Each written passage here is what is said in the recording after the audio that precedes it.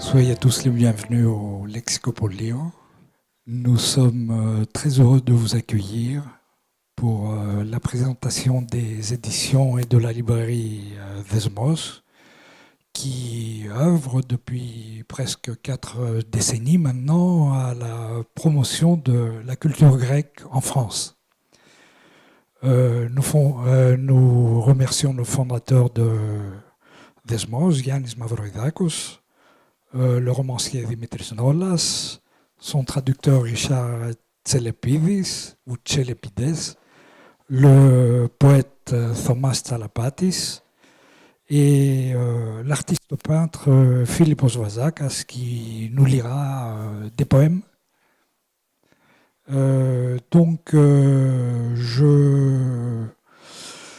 vais donner la parole à toi, Yannis.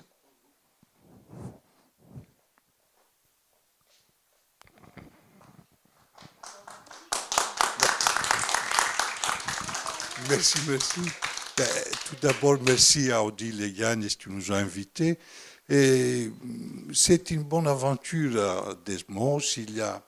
J'ai demandé à voir quelques photos. Là, la photo qu'on voit actuellement, c'est l'ouverture de Desmos au début des années 80. Je crois les vêtements, ils nous montrent d'ailleurs que c'est l'été, c'était en mois de juin. Il y a quelques photos encore qu'on va voir. J'ai essayé un peu de montrer très peu de photos. Mais à chaque fois, là par exemple, c'est Clément Lépidis qui était un auteur en langue française et il avait une origine grecque. Et là, c'est tout au long de la décennie, donc de la décennie des 80. Et par la suite, il y a des manifestations tout au long des années 90. Disons, au Desmos, tout au début, c'était un petit groupe d'amis, et c'était Dominique Aide, Jacques Lacarrière, et des amis grecs aussi, et qui se sont très fréquentés tout au long de la dictature des colonels. Une fois la dictature partie, et à partir de 1974, on a commencé à venir tous en Grèce d'une année à l'autre. Et puis, on avait la nostalgie. Ça ne suffisait pas d'avoir d'un été à l'autre notre petite dose de la Grèce. Donc, c'est la raison pour laquelle la librairie Desmos était donc créée. Et avec l'aide aussi d'écrivains qui étaient Vassilis Alexakis, qui est toujours un ami, qui était Aris Fakinos, Clément Lépidis, que je vous ai dit tout à l'heure, du côté des Grecs, mais aussi les philosophes Kostas Axelos et un certain nombre de personnages, Gavras, qui seront à travers ces photos. Par la suite, Desmos a fait beaucoup de manifestations hors de ces locaux, et en organisant par exemple les salons du livre, un kiosque au Salon du Livre et avec beaucoup de débats organisés dans le cadre du Salon du Livre avec Jean-Pierre Vernon, Marc Auger, Philippe Descola et d'autres, disons, grands noms de l'hellénisme. Mais aussi, on s'était déplacé aussi. Mon épouse, qui m'a beaucoup aidé toutes ces années, Françoise, étant originaire d'Alsace, on a fait par exemple les salons de Colmar, on a fait à Strasbourg, on était un peu nomades les premières années où, bien entendu, on était plus jeunes et plus mobiles. Et à partir des années 2000, un peu plus tôt, Desmos s'est lancé à faire de l'édition, et en commençant avec la poésie. Et par la suite, on a fait une revue qui est Desmos les Liens, qui est toujours aujourd'hui, existe toujours. On a déjà 47 numéros. Et puis là, j'aimerais un peu signaler finalement un renouveau dans l'édition qui s'est fait avec la prose, avec un excellent roman que j'ai beaucoup aimé en le lisant en grec, qui est Dimitri Nolas, son auteur, a eu l'amitié de me permettre de les faire traduire en français et à les publier. Le titre en grec, c'est les Totaxiris στην Ελλάδα. Nous, on a fait un titre qui est Les Retours en Grèce. Ça m'a paru un peu témoigner de ces livres, qui témoignent beaucoup de ce qui s'est passé aux années 60 et avec des références dans les années avant. C'est un livre à lire, ça nous permet de voir un peu l'histoire de la Grèce, et à un tel point qu'on était obligé, enfin, on s'est senti obligé, à la fin du livre, de faire une chronologie où on mentionne les événements les plus importants, donc faits dans ces pays pendant au moins une quarantaine d'années. Et Richard Zélépides, qui se trouve être le fils de Clément, d'Épidis, Lépidis c'était son nom de plume, le nom de famille c'est Zélépides, et a très bien traduit, et il va vous lire, je crois, un chapitre de ces... Plutôt, il va vous parler de ces livres, et Philippos Vazakas, qui est un ami de longue date, va vous lire avec sa belle voix un chapitre de ces livres. Et une autre collection qui commence avec la direction de ma fille Clio, qui est toujours un peu... qui m'a toujours aidé, qui n'est pas son travail principal parce qu'elle travaille dans l'enseignement, elle est enseignante, mais qu'elle consacre beaucoup de temps pour Desmos et surtout pour les éditions. Et une nouvelle collection de poètes jeunes, avec Thomas Salapati qui est ici présent et qui je remercie, avec une excellente traduction de Nicole Chaperon, une amie française de longue date qui partage sa vie entre Paris et Almiros de Volos. Et un deuxième poète qui est Thomas Ioannou. Lazare a fait que les deux premiers poètes de cette collection, tous les deux sont de Thomas. J'ai demandé tout à l'heure à Thomas, c'était Thomas Oapistos, il m'a dit que non, son Thomas Episti. Et Ioannou, qui a un autre poète qui n'est pas ici présent, qui Philippos, je pense, dira 2-3 poèmes de lui pour qu'on entende un peu sa voix et sa poésie.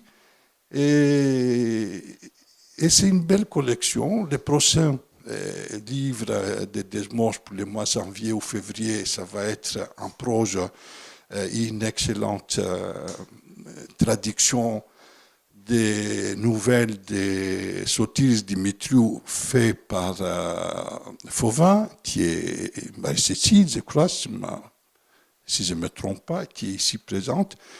Et c'est un très beau, magnifique recueil des nouvelles de Sotiris Dimitriou, qui est un grand auteur que j'aime énormément.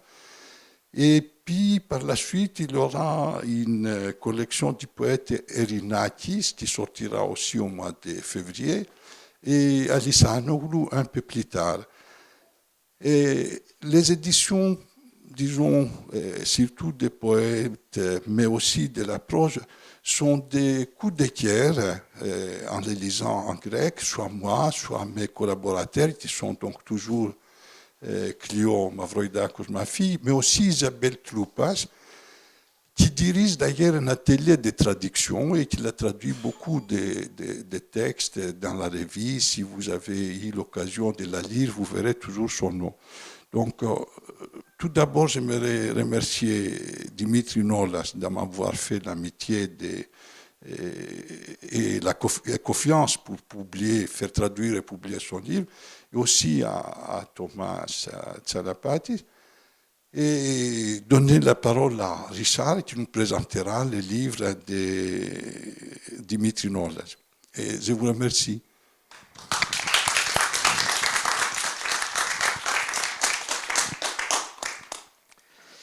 Bien, j'aimerais d'abord vous dire que je suis très ému d'être ici avec vous. Et si je dis que je suis très ému, c'est en fait une parade de ma part. Comme ça, si j'ai un dérapage, je vous dirais, bah oui, il est sous le coup de l'émotion. Donc il a le droit de se tromper. Voilà. Mais je suis quand même effectivement très ému d'être ici. Alors, présenter un livre comme le roman de Dimitris Nolas retour en Grèce n'est pas une chose aisée. On a toujours tendance à catégoriser, à vouloir mettre des noms. Mais déjà sur les gens, on dit bah, celui-là il est boucher, celui-là il est cinéaste, celui-là il est plombier, etc. Ou bien alors il est gentil, il est ceci, c'est là. Bon. Et c'est un peu pareil pour les livres. On en voudrait. Il y a des livres d'espionnage, des romans policiers, il y a des romans d'aventure. Il y a toujours des catégories. Alors on va se dire dans quelle catégorie on va mettre le retour en Grèce. Peut-être dans la catégorie des romans de voyage, puisque c'est un retour. En fait, c'est beaucoup plus compliqué que ça, on va le voir. Et d'abord, je vais commencer par vous dire un petit peu ce que raconte ce livre, mais très, très brièvement, parce qu'il ne s'agit pas de le déflorer, bien sûr. Donc, c'est l'histoire d'un jeune homme qui habite Salonique et qui qui part faire ses études. Il est parti faire ses études, parce qu'au moment où le livre commence, déjà tout ça a eu lieu, il est parti faire ses études en Allemagne, en Bavière. Et il est très dilettante, en fait. Plutôt que de faire des études, il rêve de devenir poète, de devenir peintre, etc. Et il ne fait pas grand-chose. Oh, il fait la fête. Et puis, le jour où son père meurt, il craint que de voir sa petite rente, enfin, ce que lui envoyait son père tous les mois, s'assécher. Et donc, il décide à ce moment-là de travailler. Et il est engagé par un grec qui fait du commerce de légumes donc à Munich. Et son patron, qui s'appelle Karamanoglu, lui demande à un moment d'accompagner une femme qui doit revenir en Grèce. Et c'est ça le thème du livre, c'est le fait qu'il va accompagner, le livre commence dans le train, il accompagne cette femme qui doit revenir en Grèce. Pourquoi il l'accompagne? Parce que c'est une femme qui est un petit peu psychiquement dérangée. Elle est partie en Allemagne dans les années 40, c'est-à-dire qu'elle est allée en tant que travailleur volontaire pendant la guerre, ce qui est quand même assez extraordinaire. Elle est allée travailler en Allemagne et elle a travaillé donc pendant 30 ans en Allemagne.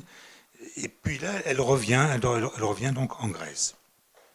Et comme elle n'est pas très bien dans sa tête, donc Karamanoglu, qui est quelqu'un de sa famille, c'est un cousin lointain, donc demande à son employé de l'accompagner. Pour lui, ça va être l'occasion de revenir à Salonique et de revoir la ville qu'il a quittée 3 ans auparavant.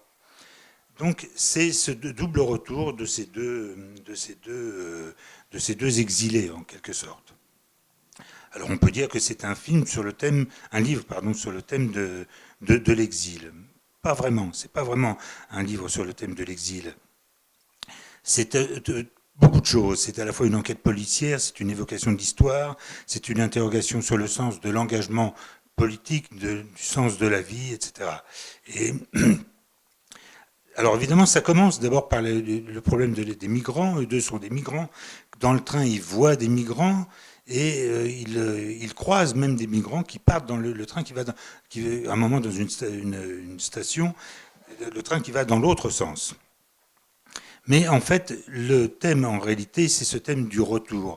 Parce que ce retour permet un nouveau regard.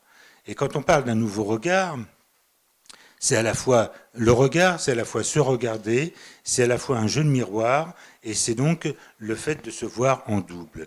Et la particularité de ce livre, c'est de se construire presque entièrement, en tout cas principalement, sur un problème de double. Chaque personnage a son double. Alors, déjà, les deux protagonistes, quelque part, sont des doubles. C'est-à-dire que le personnage principal, qui s'appelle Aristos, le jeune, qui a une trentaine d'années, raccompagne cette femme qui, elle, a presque 50 ans. Elle pourrait presque être sa mère, en tout cas sa très grande sœur. Et il ne se rend pas compte que c'est son double. Peu à peu, dans le livre, au cours du livre, il va se rendre compte que quelque part, elle est son double, alors qu'il la trouve, au contraire, il est très opposé à elle au départ. Le thème du double commence dès le début, dès le premier chapitre, où dans le train, la Chrysante, qui est cette femme, donc, est confrontée au fait qu'il y a un passager yougoslave qui la regarde, qui la dévisage. Elle lui fait le reproche, pourquoi tu me regardes comme ça? Et il finit par lui dire, parce que tu ressembles à ma cousine, et elle est morte, et en te voyant, je crois la voir. Et puis, donc, arrivé à Salonique, Aristos va perdre Chrysanthe. Chrysanthe plutôt va lui échapper. Et il va se retrouver confronté à la sœur de Chrysanthe. Et la sœur de Chrysanthe lui ressemble comme deux gouttes d'eau. Et donc, à ce moment-là, il a affaire au double du double. C'est extraordinaire, cette espèce de mise en abîme, comme ça, des personnages. Et ce double qui est Vassiliki va le mettre, lui, en contact, en relation, parce que comme il cherche Chrysanthe, il va le mettre en relation avec un personnage qui s'appelle Perdiccas, et qui, en fait, est son double à lui également. Parce qu'ils ont en commun, d'une part, d'avoir interrompu leurs études, Aristos par flemme et puis pour pouvoir faire la fête, Perdiccas à cause de la guerre, parce qu'il y a une génération d'écart entre eux, et c'est en fait la guerre et l'occupation allemande qui a obligé Perdiccas à arrêter ses études. Ils ont en commun également l'amour pour la poésie. Aristos veut devenir poète, et Perdiccas voulait le devenir, et finalement, comme il a été obligé de gérer un domaine, il n'a pas pu le continuer. Et puis surtout, chose extraordinaire, Perdiccas était le fiancé de Chrysanthe, qui a dû partir en Allemagne, pour une raison personnelle, parce qu'il y a eu quelque chose de... Il faut lire le livre pour le savoir, ça.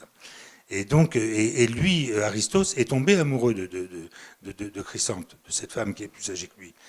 Et donc, de nouveau, donc, des doubles. Et puis, il y a également d'autres personnages qui sont en double, mais qui sont en double et en même temps en opposition. Il y a un personnage qui s'appelle Pise, qui est un usurier, qui a en commun d'être avec un autre personnage qui s'appelle Pascalis, qui lui est éditeur et imprimeur, édite des livres de poésie. Ils ont tous les deux en commun d'être originaires d'Asie mineure. Sauf que, en fait, ils sont en opposition par rapport au personnage principal, puisque, quelque part, Pise va être une sorte d'opposant, alors que Pascalis va être un adjuvant par rapport au personnage principal. Il y a encore deux autres personnages aussi qui sont comme ça, qui fonctionnent en double, en couple, et également en couple opposant. Un personnage qui s'appelle Tryphonas, qui est un policier, un personnage très pervers, très spécial, et puis un autre personnage auquel est confronté Aristos, le personnage principal, et le double d'Aristos, donc qui était Perdiccas, lui a été confronté au moment pendant la guerre civile, a été confronté à un personnage militaire également, mais qui lui était à l'opposé psychologiquement de Tryphonas, et on le surnommait le moine, parce qu'au contraire c'est un personnage très austère. Donc voilà ces jeux-là qui se font. Et alors je bois quand même un petit peu, parce que ça dessèche la bouche.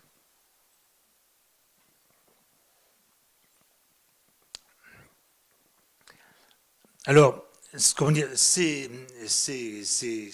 questions, ces histoires de double qui à la fois se répondent dans le présent et dans le passé, il y a un jeu avec l'histoire, en même temps permettent de faire apparaître un certain nombre de conflits, de situations extrêmement conflictuelles. Et le livre, comme ça, balaye un certain nombre de conflits qui sont typique de l'histoire grecque. Conflit entre les maquisards et les Allemands pendant l'occupation, conflit entre les rebelles et le gouvernement pendant la guerre civile, conflit entre les gendarmes et les militants communistes ensuite, et des conflits également personnels, conflit entre Aristos et son frère, Vaios, conflit entre Chrysanthe et Vassiliki, c'est-à-dire conflit, les deux frères sont en conflit, les deux sœurs sont en conflit, conflit d'intérêts, bien entendu. Conflit entre le capitaine noir, là, dans le passé, et Apostolis pour les questions d'idéologie. Et puis, également, conflit entre Tryphonas et Aristos, donc entre le policier pervers qui essaye de séduire Aristos et Aristos qui ne se laisse pas faire. Donc, pour des questions là, de domination. Et puis également d'autres conflits entre un médecin de village et puis des habitants du village pour des questions de marginalité, etc. Donc le livre est extrêmement riche de toutes ces oppositions, de toutes ces relations qui en même temps font écho avec l'histoire de la Grèce, pratiquement depuis la catastrophe de 22 jusque dans les années 60. Alors on est en permanence donc, dans une sorte de jeu de miroir. Ce jeu de miroir est même matérialisé à un moment d'une façon extrêmement vivante et extrêmement drôle par une scène qui se passe dans une sorte de fête où se retrouvent un certain nombre d'hommes qui ont des relations entre eux avec des miroirs tout autour. Enfin, et ça finit par une sorte d'orgie extraordinaire, laquelle orgie d'ailleurs fait écho à une autre qui a eu lieu à Paris au moment des funérailles de Victor Hugo. Vous voyez, là aussi, il y a encore un jeu de miroir. Enfin bref, tout est miroir. Alors,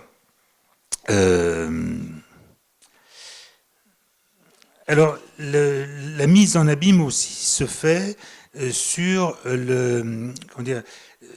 sur les échos de l'histoire qui bégayent d'une certaine façon. Il y a donc la catastrophe de 22, il y a la décennie tragique de 40, il y a donc occupation et guerre civile, il y a également la décennie dans les années 60 où il y a eu un certain nombre d'assassinats, Lambrakis en Grèce, mais aussi Lumumba, Kennedy, etc. Et puis également, alors, attendez, il faut que je m'y retrouve. Non, c'était autre chose. Donc là aussi, donc des jeux, des choses qui se font écho. Alors, bien entendu, le livre semble avoir, du fait qu'il fait appel à tous ces antagonismes et à tous ces échos de l'histoire qui sont tragiques, le livre semble, on pourrait penser qu'il est quelque chose de désespéré. Qui a un pessimisme politique, historique, qu'il insiste sur la dimension tragique. Mais l'auteur, en fait, ne cherche pas à apporter des solutions à tous ces problèmes. Il nous les évoque, il nous les fait vivre à travers un certain nombre de conversations, à travers un certain nombre de descriptions d'événements, et il se garde bien de prendre parti quand il y a des discussions politiques. Et parce que prendre parti, ce serait vouloir proposer une solution qui a une dimension historique. Et en fait, le livre aboutit à tout à fait autre chose. Il aboutit à quelque chose qui est une solution interne, personnelle, individuelle. Et je pense que dans ce sens-là, c'est un livre qui est qui a une dimension tout à fait humaniste. Et c'est peut-être ce qui rend ce livre précieux, parce que c'est un mot aujourd'hui qui est un petit peu... il n'est pas employé dans le livre, c'est moi qui l'emploie, mais je pense que c'est vraiment fondamentalement un livre humaniste et, qui permet à l'imaginaire de travailler sur tout ce qui a été proposé et d'aboutir à une solution qui sera personnelle, qui sera intérieure. Et cette proposition humaniste est quelque chose de précieux et de très rare aujourd'hui. Voilà. J'espère que vous allez oublier tout ce que j'ai dit. J'espère surtout que je vous ai donné envie de le lire, et il faut le lire. Voilà. Merci.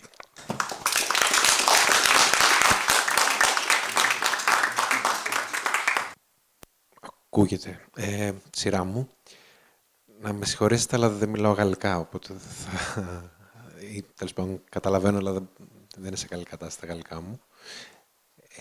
Θα έχω κάποια βοήθεια στη μετάφραση. Ωραία.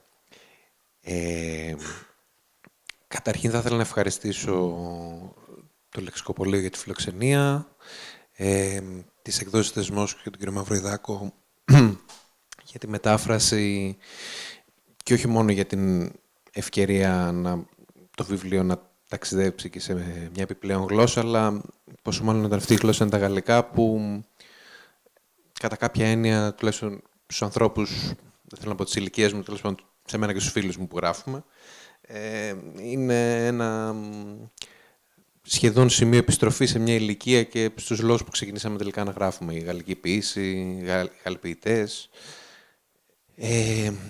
Το βιβλίο είναι, η Άλμπα είναι το δεύτερο βιβλίο μου. Είναι χωρισμένο σε 3 μέρη που επαναλαμβάνονται 7 φορές. Για αρχή θα σας διαβάσουμε το πρώτο μέρος. Θα το διαβάσω όλο στα ελληνικά και στη συνέχεια στη μετάφραση της Νικόλ Σαπερών. Στην πρώτη γειτονιά της Άλμπα, τα πουλιά βουλιάζουν σαν πέτρες στον ουρανό. Στην πρώτη γειτονιά της Άλμπα, αυτή που πρώτη συναντάς και τελευταία αφήνεις. Εδώ, οι ανηφόρες αρνούνται να γίνουν κατηφόρες. Εδώ οι διαδρομές διαρκούν πάντοτε 10 λεπτά. Όλες οι διαδρομές. Άσχετα με την απόσταση, το μεταφορικό, άσχετα με το ρυθμό του βήματος, την ταχύτητα του οχήματος. Πάντοτε 10 λεπτά. Εδώ, στην πρώτη γειτονιά της Άλμπα. Εδώ τα δέντρα μεγαλώνουν γυμνά. Τα σταφύλια γεννούν και γερνούν μέσα σε λίγες ώρες. Χυμός, σάρκα, τα στιβαγμένα τους δευτερόλεπτα. Κάποιες φορές, μέρες της ήσυχης ανθοφορίας, τα σύννεφα κατεβαίνουν μέχρι κάτω. Βουλιάζουν σε θάλασσες, λίμνες, φλιτζάνια. Δεν βρέχει, μα τα δοχεία παραμένουν γεμάτα. Το μόνο σίγουρο είναι πως και εδώ νυχτώνει, μα μόνο μέχρι τη μέση. Έτσι, όσο πιο κοντός είσαι, τόσο περισσότερο ξημερώνεις. Την ώρα αυτή η Άλμπα κοιμάται το φοβερό κοιμισμένο της ύπνο. Εδώ προσευχή είναι η πέτρα και ο άνθρωπος, μια κλωστή θαυμάτων, ραμμένη σε εναντίο. Η κοπέλα αυτή, με το όνομα Άλμπα, κάθε πρωί τρέχει στον καθρέφτη να συμβουλευτεί την ελάχιστη του ρητίδα για το πώς η χθεσινή νύχτα και ποια η απόσταση που διένυσε μέσα στο όνειρο.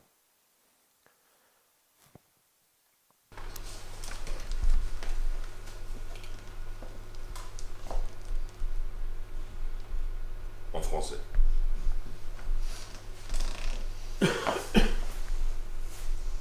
Dans le premier quartier d'Alba, les oiseaux plongent dans le ciel comme des pierres.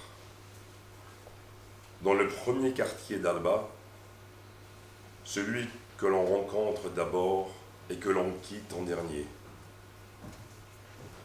Ici, les montées refusent de se faire descente. Ici, la durée des itinéraires est toujours de 10 minutes. Tous les itinéraires. Quelle que soit la distance, le moyen de transport, quel que soit le rythme du pas, la vitesse de l'engin. Toujours 10 minutes. Ici, dans le premier quartier d'Alba. Ici, les arbres grandissent nus. Les raisins donnent vie et vieillissent en quelques heures. Suc, chair, leur seconde amoncelée. Certaines fois, jour de calme floraison, les nuages descendent jusqu'en bas. Ils plongent dans des mers, des lacs, des tasses. Il ne pleut pas, mais les récipients restent pleins. La seule chose sûre, c'est qu'ici, aussi, la nuit tombe, mais seulement à moitié. Ainsi, plus on est petit, plus on voit d'aube. À cette heure, Alba dort de son profond, terrible sommeil. Ici, prière est la pierre. Et l'homme, un fil de prodige cousu dans un adieu. Cette fille, du nom d'Alba, chaque matin court à son miroir pour demander à cette ride infime combien longue était la nuit passée et quelle distance elle a parcourue dans son rêve.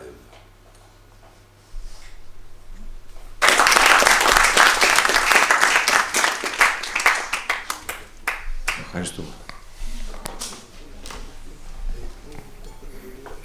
Juste des mots à ajouter, c'est que nous avons arrivé à la poésie donc des Thomas Tsalapatis et de Thomas Ioannou, qui n'est pas aujourd'hui avec nous, sera peut-être une autre fois. Après avoir fait un travail pour la revue d'Esmos Lelian sur la poésie contemporaine, nous avons choisi à peu près 24 poètes grâce à l'aide de Kostas Papageorgiou et de Titika Dimitroulia qui nous ont beaucoup aidés, et aussi du poète Yorgos Markopoulos. De ces 24 poètes, nous avons donc choisi à démarrer cette collection avec tout d'abord donc Thomas Tsalapatis et Thomas Ioannou. D'ailleurs, le Monde des livres, il a eu un petit article qui a salué cette collection. Et puis on envisage donc l'année prochaine de publier Nikos, je crois qu'il s'appelle, son prénom est Rinakis, et puis Alissanoglou. Et tous les 2 ans, à peu près, des collections, et toujours en édition bilingue, parce qu'on pense que pour la poésie, pas pour la prose, mais pour la poésie, et c'est très important que les lecteurs voient exactement la manière à laquelle les poètes ont voulu présenter ces livres. Je crois avec grande force sur la force de la poésie contemporaine grecque. Je pense que dans la polyphonie de l'Europe d'aujourd'hui, c'est une parmi les plus importantes. Et je vous remercie de nous avoir écoutés.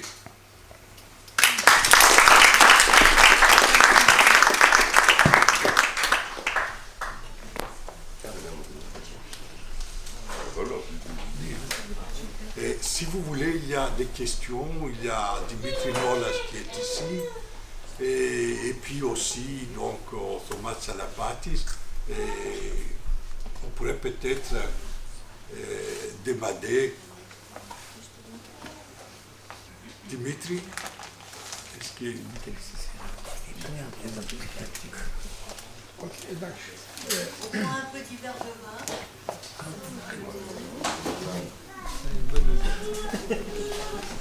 Ou si vous voulez, en aparté, après que Dimitri nous dira des mots, vous pouvez rencontrer Thomas Tsalapatis ou Dimitri Nolas. Εντάξει, ευχαριστώ πάρα πολύ που μου κάνετε την τιμή να είστε εδώ. Ευχαριστώ πάρα πολύ τον Παπαδάκο. Δεν με ακούτε? Το λίγο πιο πάνω, αυτό λίγο πιο πάνω. Τώρα με ακούτε? Ευχαριστώ τον Γιάννη τον Μαυροϊδάκο, τον εκδότη του βιβλίου μου στα γαλλικά, όπως και τους ανθρώπους του Λεξικοπολίου που με κάλεσαν για την παρουσίαση αυτού του βιβλίου. Ευχαριστίες σε όλους σας που αφήσατε αυτή την ωραία μέρα έξω και ήρθατε εδώ. Ευχαριστώ πάρα πολύ.